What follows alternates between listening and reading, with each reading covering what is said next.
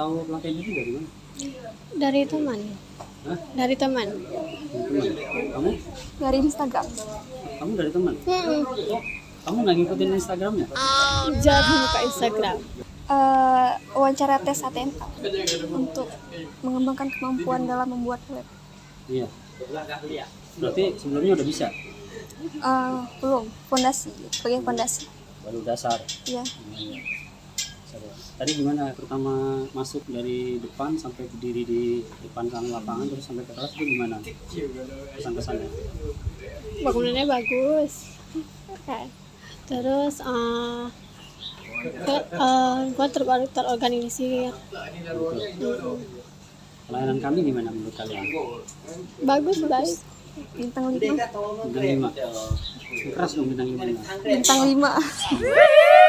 Kenapa kalian bisa nilai ngasih kami bintang 5? Dari fasilitas, pelayanannya udah optimal. Gimana? Nah, ada orang dalam nggak sini? Enggak, baru pertama kali. Baru pertama kali. Tadi gimana kesan-kesannya wawancara tadi? Pertanyaannya simpel. Wawancaranya ramah. Dengan ada pelatihan gratis dan untuk umum itu bagusnya banyak yang lebih berpartisipasi. Bisa meningkatkan produktivitas masyarakat. Gitu. Pelatihan, Dengan ada keterampilan. pelatihan ini pun peluang kerja kan lebih banyak terbuka lagi.